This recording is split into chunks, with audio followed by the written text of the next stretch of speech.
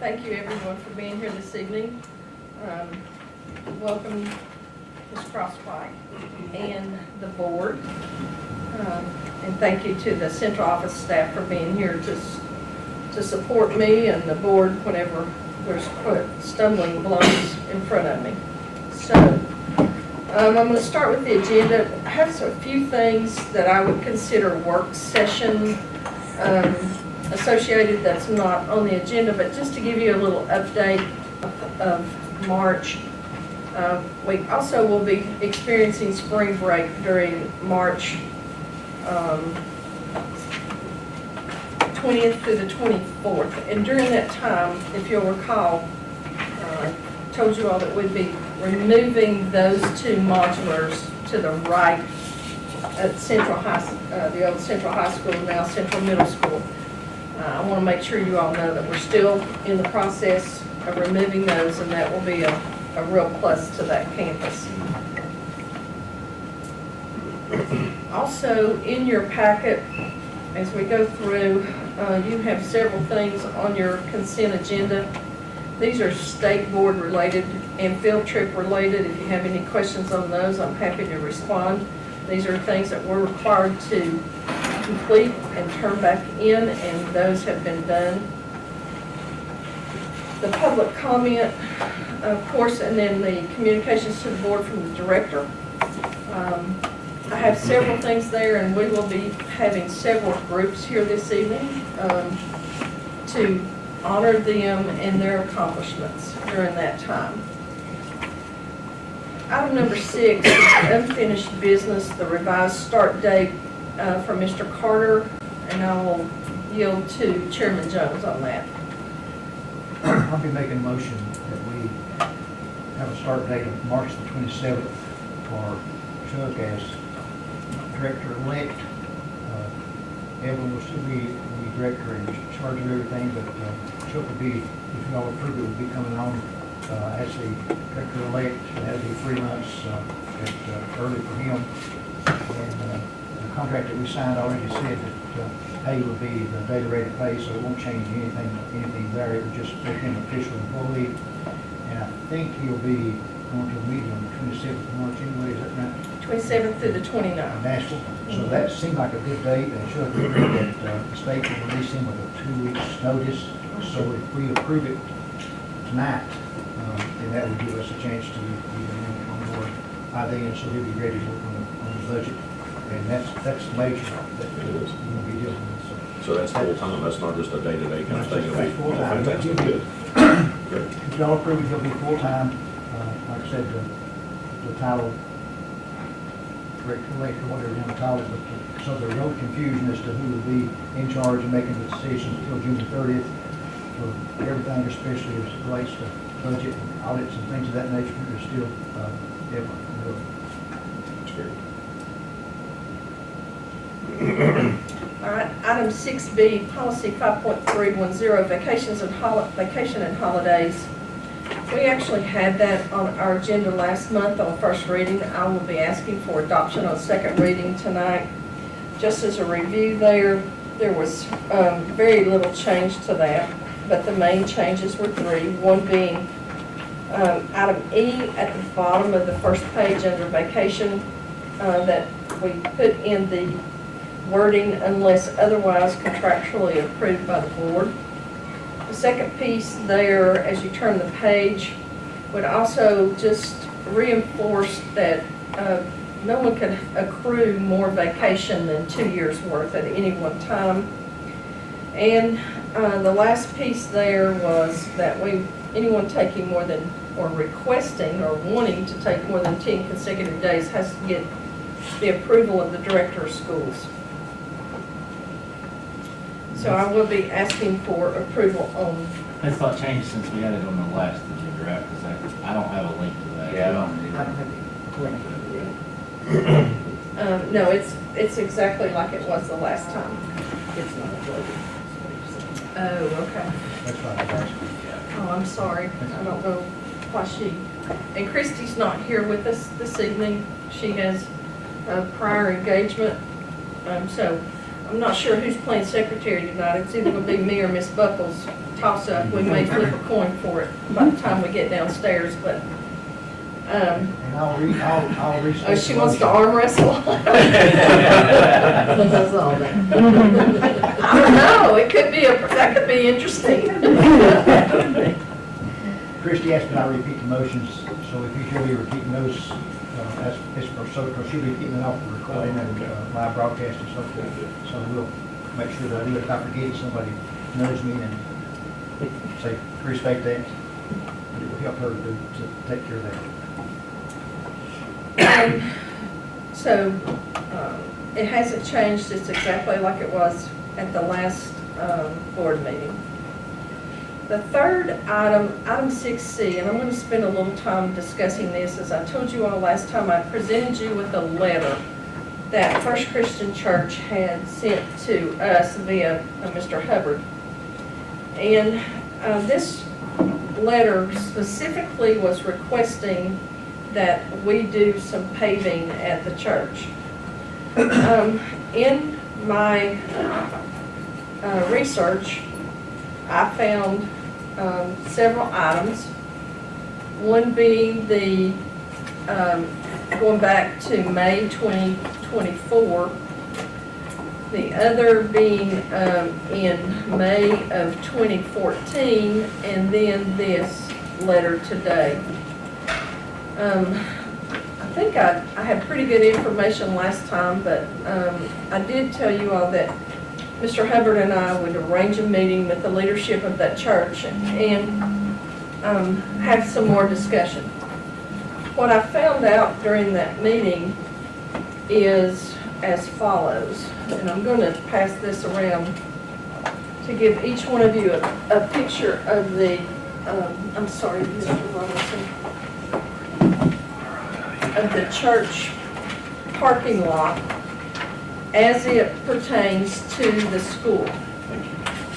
If you'll notice from this picture, you can see the church, and then you can see there's a parking lot on each side of the church. The parking lot with the star is the parking lot that is closest to Bluff City Elementary School. The parking lot on the other side was closest to Bluff City Middle School when we had a school.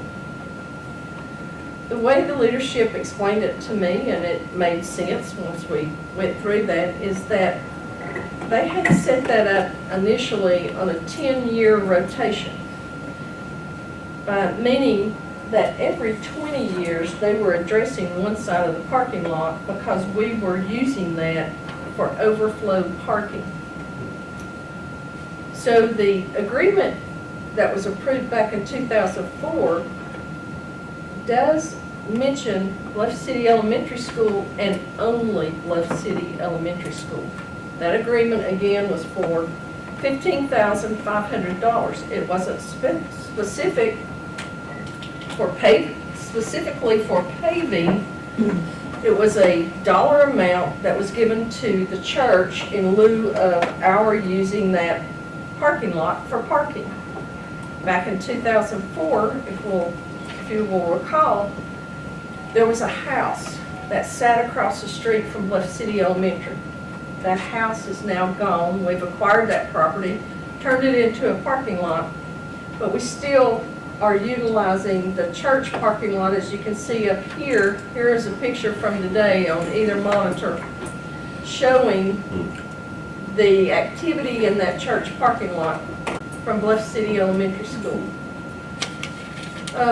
The agreement in 2014 addressed the middle school because what was happening with Bluff City Middle School is all of you all that are have that history of that school, we didn't have any parking at Bluff City Middle School. People were parking at the church for ball games. Not necessarily the teachers or the staff, but they were using it for athletic events, so on and so forth. So fast forward to 2024, and reverting back to 2004, that would be the 20 years that I'm talking about that they want to address the elementary school. And of course, they'll never come back asking to address the middle school resolution that was in place before. Also, in talking with these gentlemen, we had a very good meeting. Charlie and I met with them, very cordial. They talked about how they don't schedule events during the time that the school needs to use their parking lot.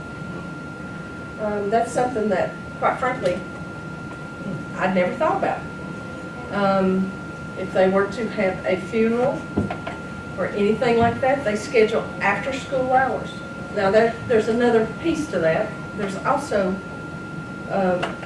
lots of school traffic. If you look at Bluff City Elementary, Bluff City Elementary sits with 3 main roads on 3 sides. It's only the back side of the school that doesn't have a road. So they've got a road on the right, to the right, a road to the left, and a road right in front. And there's no extra space. That school sits on 3.5 acres. It's unbelievable that we have a school of almost 600 students and that many staff on 3.5 acres, but we do. And instead of building out, that school went up. And so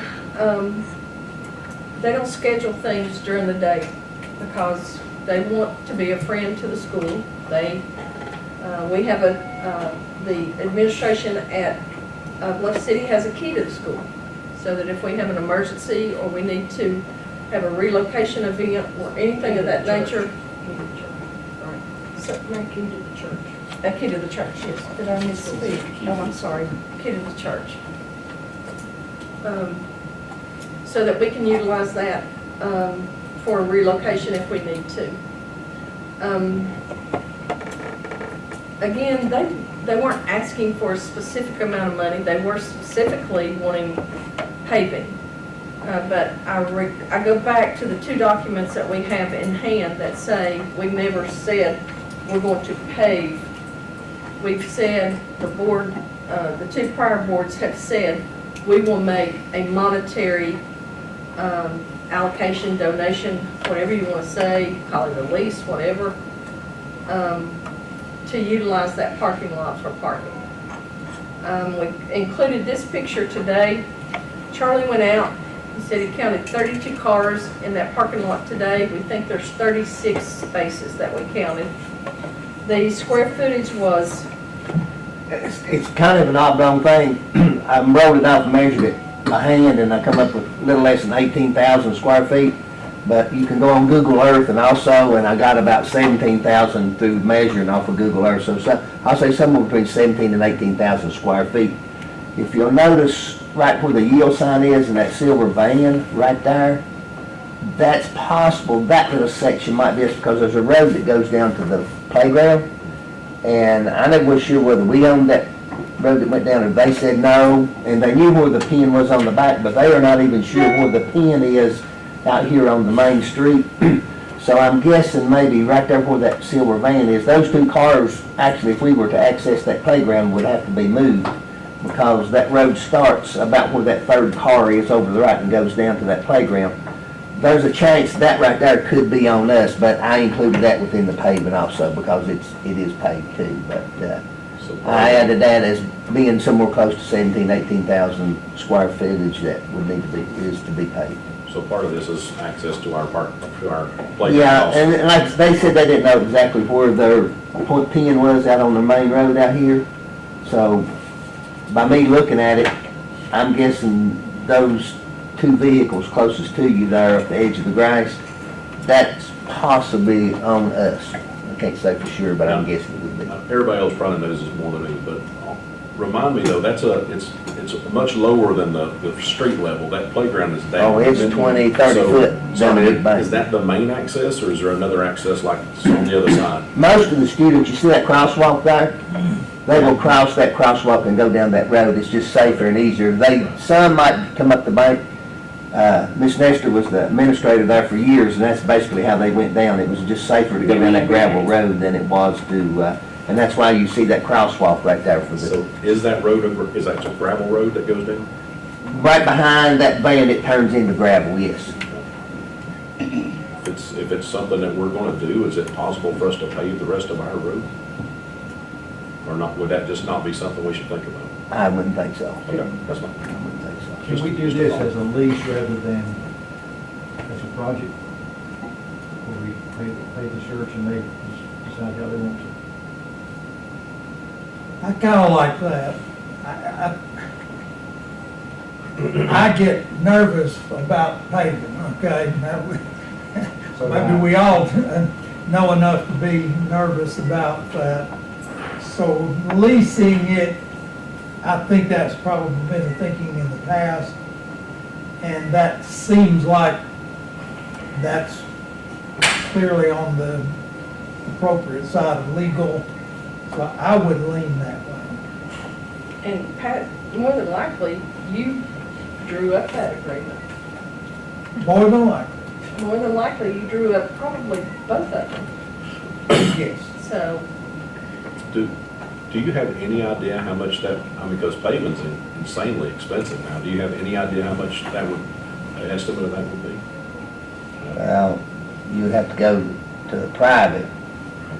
And I know that when we just did the project behind the middle school that the highway department done to us, that was right at 60,000, which is not near that big a area, you know what I'm saying? But I would say a regular contractor doing that, it would be in excess of $30,000-$40,000 at least. That's just me, you know, I have no clue. You know, the new paving season hasn't started yet, so I don't know what oil prices will be and stuff like that, but That's what I was it thinking. will be more than double Before this. Yeah, it's gonna be. And, you know, the lease may not cover their entire their entire bill. mhm. And I think if we paid a certain amount in the lease and whatever it took, they would have to be responsible for it. They did not know who paved it the last time, but they had a quote that they had got from somebody, and it was actually that cost. Not to say that they couldn't verify that that's who did it. They didn't have any records of that or what the actual cost was to do that. But I want to get it totally repaid. And they'd asked in that letter, if you've got a copy of the original letter that came to me, 2 inches, and I told them, well, normal, that 1.5 inches is standard top coating, not 2 inches. And I did notice over next to their building today, if they do 2 inches over there, then they're gonna have to do some grinding down or something, because they were right at sidewalk level and stuff like that, so. Were they pretty open to that? I didn't miss, that's just what I observed today when I went over there and looked. And walked over and counted the cars. We and do a stuff. lease, we wouldn't have to be involved in the details of how much they use or whether they go out for How bids much it on it or costs. things of that nature, because they could. Just like we have a lease on this building here, we pay the county for this, use of this building, and,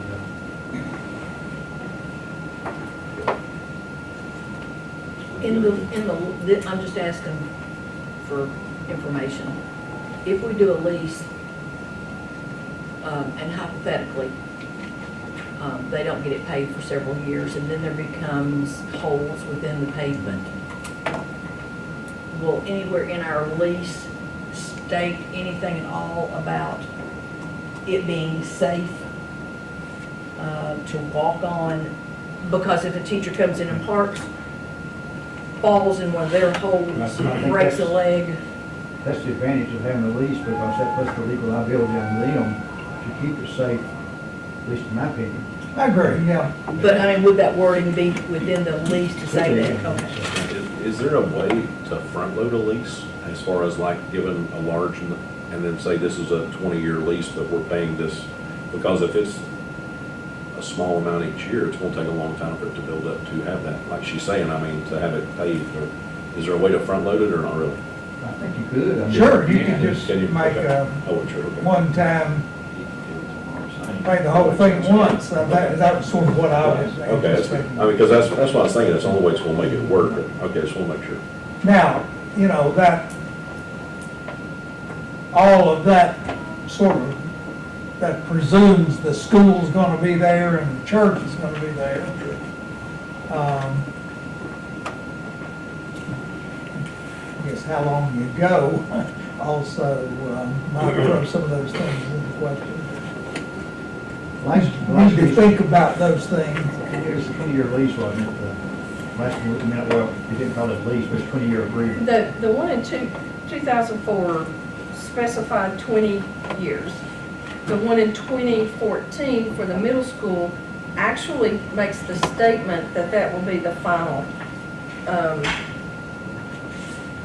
And it's the final number 5, I believe. This agreement, shall terminate if the school is permanently closed, but it also said in number 4, the church agrees that the payment of the sum stated in section 1 above shall be in full and final satisfaction of any rights or claims relating to the board's use of the church's parking facility.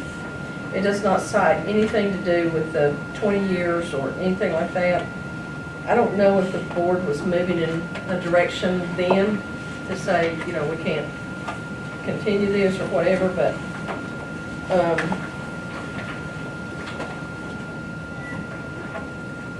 and as I said, it talks about that we use the church's parking facilities, and that we realize that as we park there, we're contributing to the deterioration of the parking. And as I said, the part that I guess never rang with me was that really us using that parking lot limits what they do. So they weren't asking for a specific amount of money. They were, and we told them during that meeting that, we could not pay to have it paved. That it would be, if anything, moving forward, it would be probably just a monetary situation. But Do you see any other option? I mean, it seems like we almost, if we choose not to do this and not to use our parking lot, do you see an option at all for our teachers and staff to park?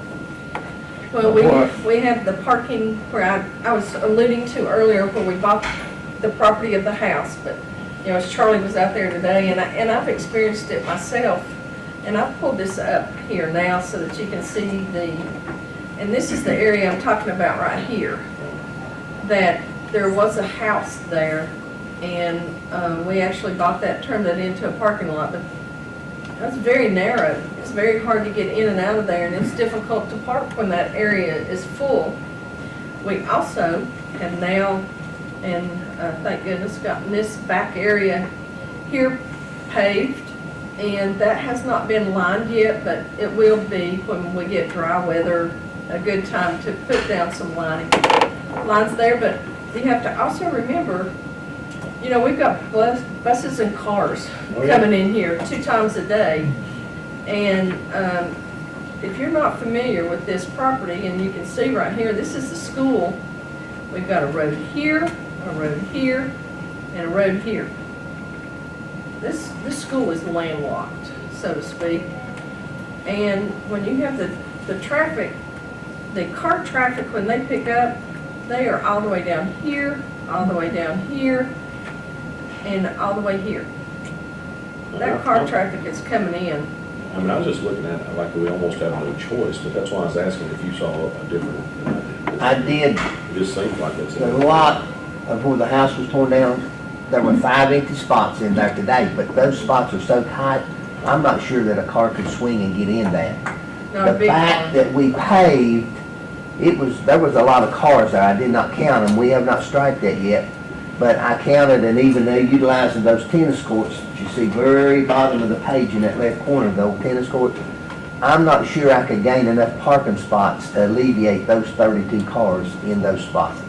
It would be tight, but then I don't know how well the buses or sped buses and parents could maneuver that. So it sounds like we don't really have a lot of choice. What I think we've got to do is, it's just a matter of, my only concern is if we don't do it with some type of lease, that we will open ourselves up for explain later.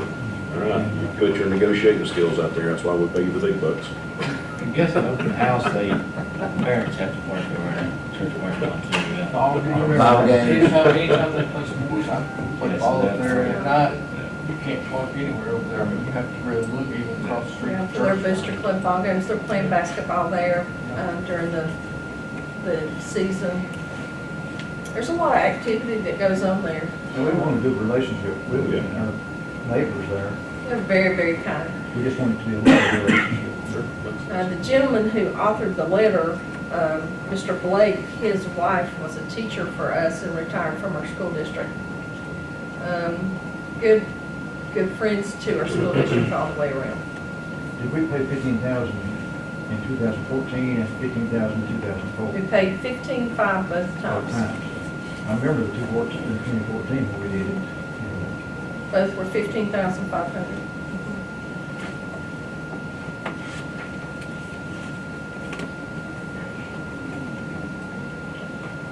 Kind of makes sense, because I think what I heard you say is the first time we did the elementary side, the second time we did the middle school side, which is smaller. So the price is the same, but it's a smaller area. Right. So it kind of makes sense. The And it's difference. been treated as a donation back then. That's true, yeah, good point. So I got the looking for a feeling, motion tonight to allow you to enter negotiations for a lease. I got the feeling that they would be amicable and very happy for whatever we could do.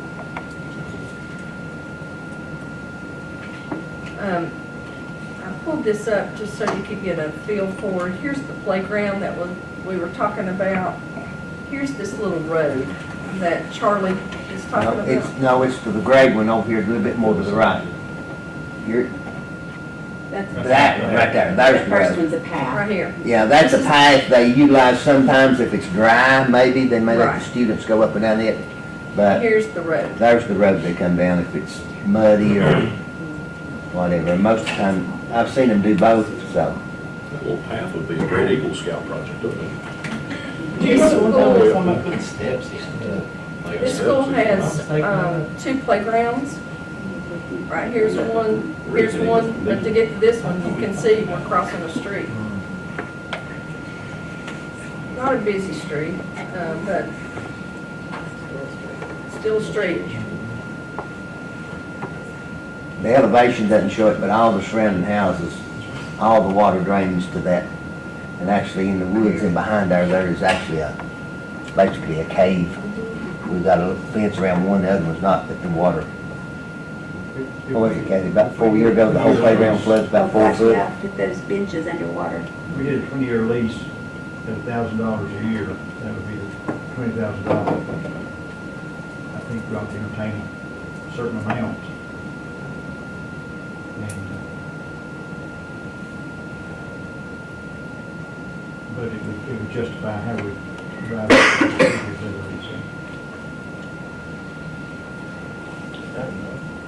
That's- I mean, we're probably doing 80 to 90% of the damage to that parking lot. Right? If they meet on Sunday morning, Sunday night, maybe Wednesday night, and we're there every morning, every night, weekends. I mean, if you're sacrificing them for everyone, and that's decision for us. I don't know what we ought to do. Go get an estimate for what's going to cost, we'll pay 80% of it. Something like that. I think you open yourselves up to some other schools that have churches nearby that we use their church parking lot, and same issue. I mean, I know at least two that's happened at, and I think it would be open up Start telling us no, then what? pardon. If they start telling us you can't park here, then what? Well, we've got enough, it'd be tough, we can have enough for our staff, but then you've got the parents that would not be. I think I'd feel, and I mean, it's just me, I think I'd feel a little more comfortable if we were, I mean, because Charlie's saying it's gonna take 30, and at least not to give them enough to do it. So, I mean, I'd hate to sit back and say, we're gonna give you 20 for the $30,000 project. I mean, I don't know, I just feel like I would be more comfortable if you want enough to do it. But again, are you paying for the paving, or are you paying for actual use of it? And, So you got, put it in there as use. that, You need to put it in there as use for 20 years, we're listing it 20 years apart. yes, You don't want it in there you, as 30, whatever, pave it. right. How about if we made a proposal to allow you to do the negotiations up to a certain amount? And that way, as you're talking, or as the conversation is going, you might get a better feel of what you're looking for. I mean, because I don't know how much you've been involved with it yet, you may already, but I'm just thinking that way, don't want to tie your hands too much. But to be a good neighbor, I think we need to. But, is the parking lot in bad shape now, Charlie? No, there was a few cracks in it that were pretty good cracks. They said that they had resealed it and restriped it since it had been paved prior, that it had been sealed But and they had not striped. paved it. But they has not been paved, and there were places it would crack. You know, it's sort of on I couldn't see very little standing water in it, and I was over right after the rains this morning, but there was some places that the cracks were up to an inch wide in it, in different places. But if we do a lease with them, give them a certain amount of money, it's up to them then when they actually pave it. Whereas if we go another route, we've taken on a project that we could be open up for bids on, because I think we could be open up for. No, I mean, I agree with what you're saying, I just don't think thousands enough, but, I mean, I think we put up there maybe You don't think 20,000 million? I don't know. I don't know, that's what I'm saying. I mean, I I know my guess- driveway's gonna cost more than that, so. I would think, I don't think we can do what Matt has suggested in us paying 80% of it. I don't think that's the road we need to go down. But I agree with Mark in that I don't know that $1,000 a year I mean, for 20 years, You give them a lump sum, but we're giving them 20. yeah, But we're gonna ask for 20 years of service out of that. right. I don't know that that's enough. We got 20 years of service out of 15,000, didn't we? Let's take the What happens if they don't 2004. fix it? What happens if we give them this money and they don't pay it?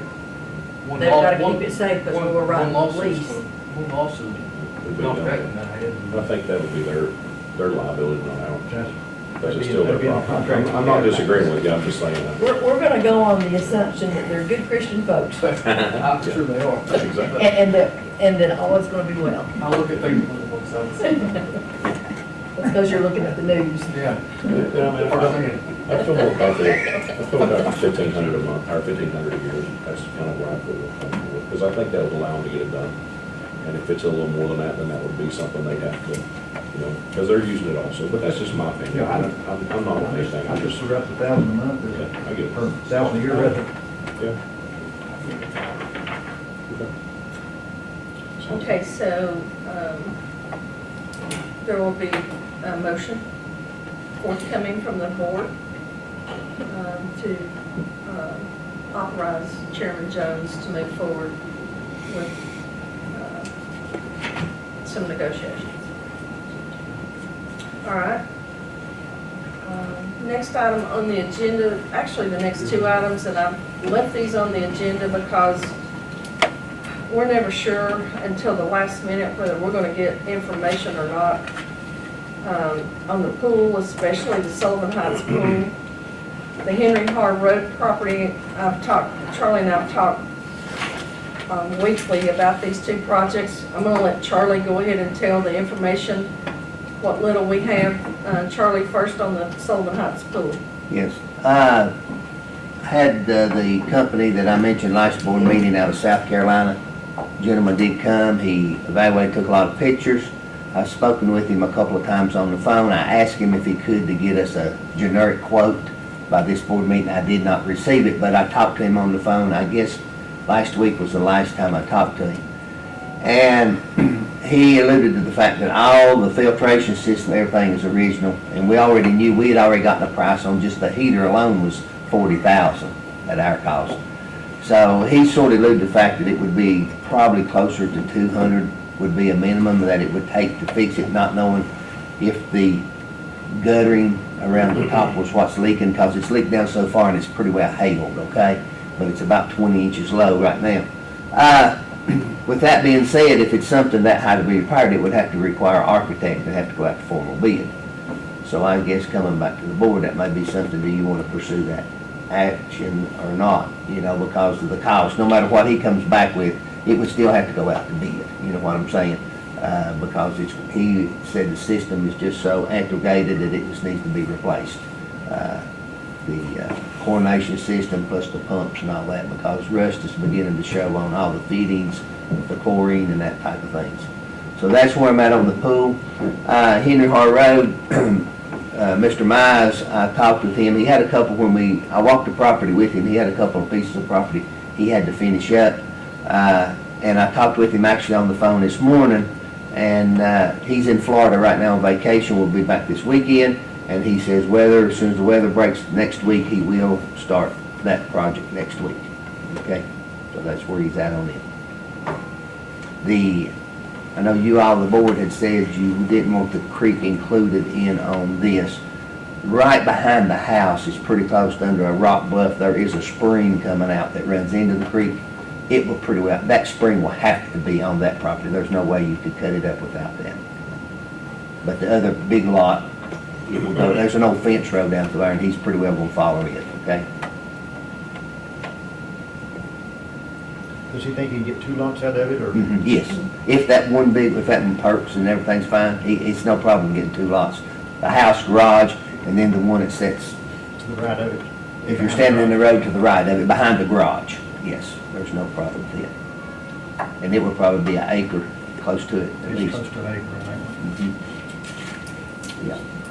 Since the last time it seemed to work real, are we gonna do the same kind of thing, the auction online thing? Or have we really thought about that? That's what I would recommend. It worked well, so. I have had probably 4 or 5 phone calls from people asking about it and asking me questions, so there is some interest, I guess you might say. I think everybody needs a fair shot at it. Oh, yeah. If there's interest. I always thought it was kind of crazy, somebody wins it by $50, and they, so you just end it early. That'd be good. So in summary, what we have there is on the Sullivan Heights pool, I'll be asking that we move ahead with an architect to see where we are with that, and then look at the bid process. Henry, yes. Could we possibly maybe table that one till next month? I'd really like to hear that South Carolina thing before we have some idea. I mean, I'd like to have some idea before we start doing architects, because the architect's going to be a significant amount of money, and if we know that it's going to be so much money, we may have to make a different choice. That'd Okay. be my opinion, just to wait, but I don't know about you guys. I'd hate to spend money on architect if we choose to. It's too expensive. And when that comes up, you can make a motion for that, Mr. Ayers. Sure. I've added, item number F there, ESER 2.0. What I want to do there, and tonight I will be making a recommendation that we come back and access from our facility assessment that was done early on. We had facility assessments done at Indian Springs, Mary Hughes, and East High School. And what I want to do is come back and go ahead and start the process for bids to renovate the science labs at East High School. I'm feeling pretty confident that we will have dollars in ESER 2 that we could utilize for that, and that is definitely a big need. And that would be a tear out of the current cabinetry, sinks, faucets. The hoods are in disrepair. It would include new cabinetry and an update of that, the sinks and those kinds of things, and the purchase of new hoods for those classrooms. So that is what I will be asking for on item F. Has to go out for bids, right? Yes, it'll have to go out for bid. It was included in that facility assessment, so some of that work has already been done. Item 7A, policy 5.117, procedure for granting tenure.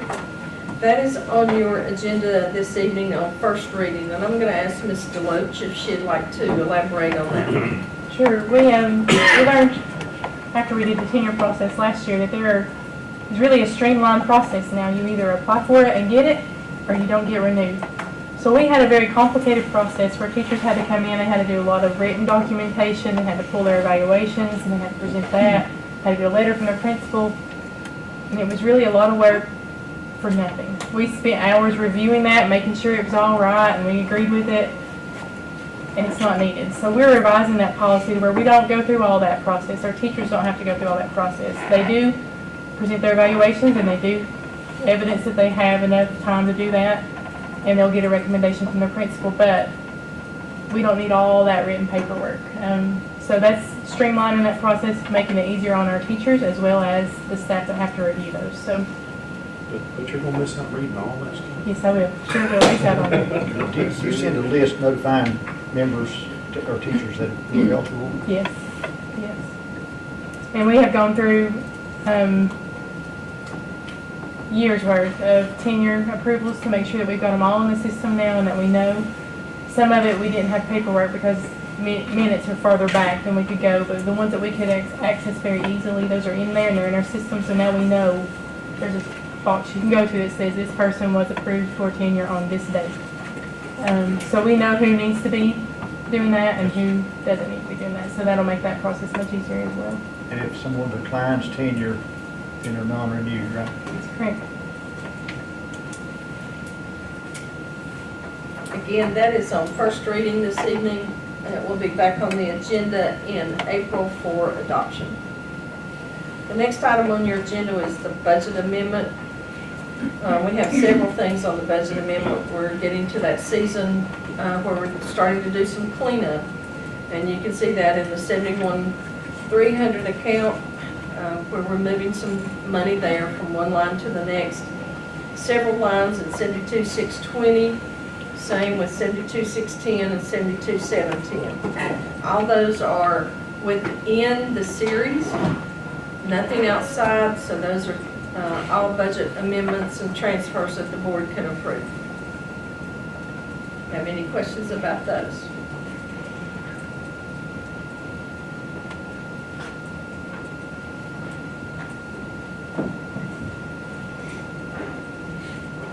All right, that will conclude the agenda for this evening. Mr. Jones, would you have anything else to add? Math textbooks, are you going Oh, did I skipped my math textbooks. Let's go back to that. That's kind of important. Mr. Price's wife would think it's real important. My apologies. The math textbook adoption. I really did get ahead of myself there. We have spent since November going over the new math textbooks for math textbook adoption. This is an adoption year. We are looking at K through 12. Dr. Rouse was the board's representative for the math textbook adoption process. There have been several meetings. We've had groups of elementary teachers, groups of middle school teachers, and groups of high school teachers. Dr. Rouse has attended many of those meetings. I've attended, I think, every one of them but one. Ms. Buckles, Ms. Nestor, Dr. Palmer have all been in attendance. I actually, if you'll recall, showed you a video last month of the children who were actually evaluating textbooks. It's been a really good process, and in the end, this is what our teachers have come up with. Please keep in mind, Dr. Rouse, nor myself, nor any other administrator has been part of this process to vote or to offer input. We've only been there for support if we were needed. As a result, our grades K through 5 have chosen Eureka Squared Math. They currently are using Eureka Math. So they're just moving on to the next adoption, the newest production of that text. And for grades 6, 7, and 8, Algebra 1, Algebra 2, and Geometry, our teachers have selected to go with the vendor Big Ideas Learning. And the book title is Tennessee Math. We will be, if the board so chooses to vote in the affirmative for this adoption, we will begin the process next of pulling together some pricing and total dollars and begin that process. We are in the situation where we will be ordering textbooks. We won't be, the law says that we must adopt. It doesn't say that you have to purchase. But in our case, it has been since 2015 and 2016 since we did new math textbooks. And for those board members who were on the board then, you'll recall, we actually adopted a math textbook, and after a year, we came back to the table and changed. I told all these groups that that won't be happening this time, so we've got to be happy with what we select this time. Hopefully, we've got it, or they have it right this first time. Did all the high school math teachers have a chance to look at the books they ended up adopting? The representatives from each one of our 2 high schools took all the books back. They had every text shipped to the school available. They were actually asked to teach a lesson out of a different text to be sure that they didn't, wasn't just a once over, but that they really got into the text really well. I just wanted to handle the complaints when they come in and say you had your opportunity. That's exactly right. Yeah. Was it even close, or was it pretty close to unanimous when they did the votes? It wasn't, for grades 6 through 12, it wasn't even close.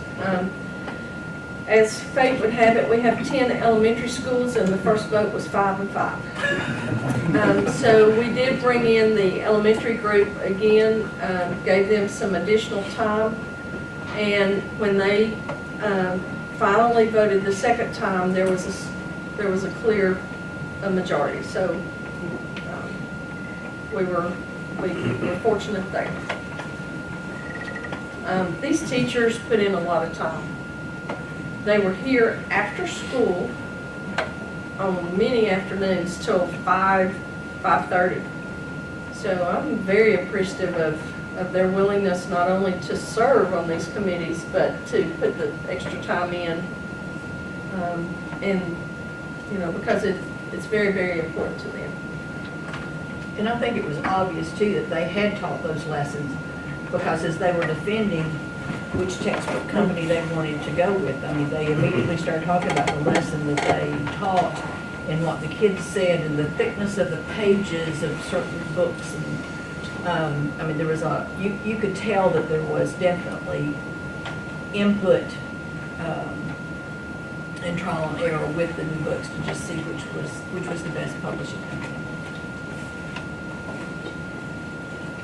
Hopefully I don't skip over that one later this evening. I wouldn't mind if you do. Kick me under the table. Have I missed anything else, or do we need to talk about anything else on the agenda? Next board meeting will be April 6th, unless you want to change it. I'll be out of town.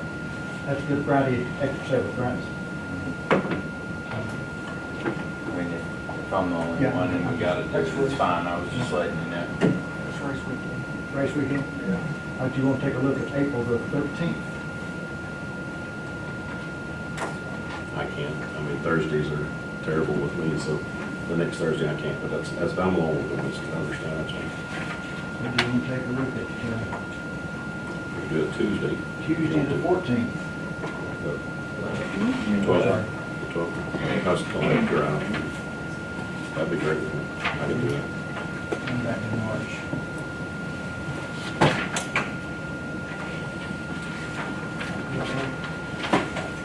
April the 11th. April 11th? April 11th? That'd be great. Drop that. Appreciate it. Did not publish my notes. Are you good on that one, Matthew? Be great. So April the 11th on Tuesday. Is that good for you? Yes, sir. I thought the Good Friday might be an issue. We'll be full time by then. You gonna be?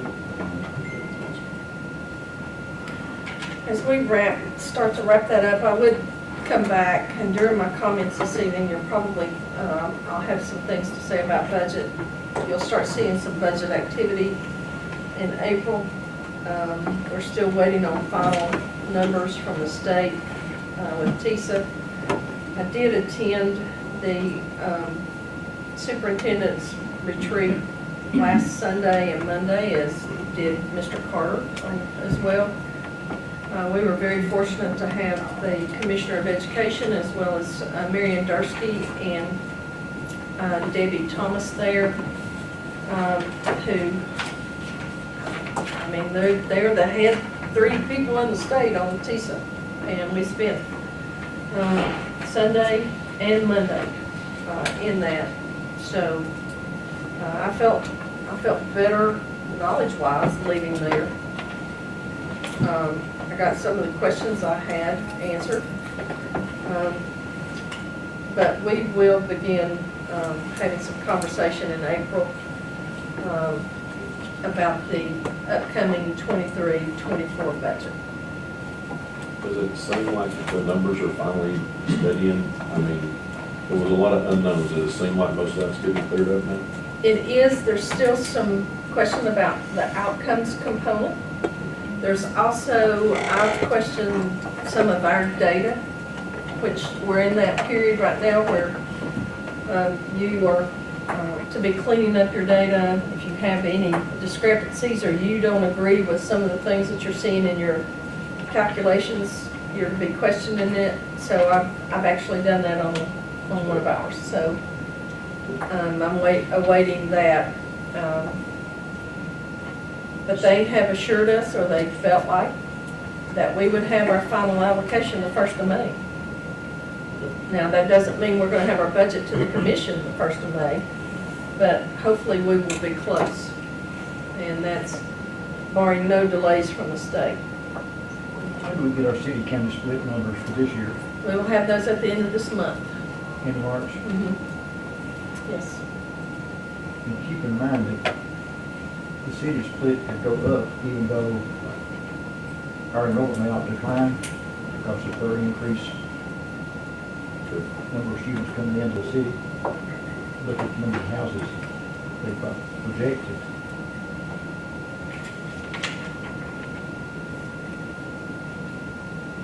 All right. Mr. Chairman Jones, do you have anything else? I guess we're ready for the At this time, we are going to, the board is going to go into a closed session. So I would ask anyone else in the room if they don't mind stepping out. And there are room 214 and So you want to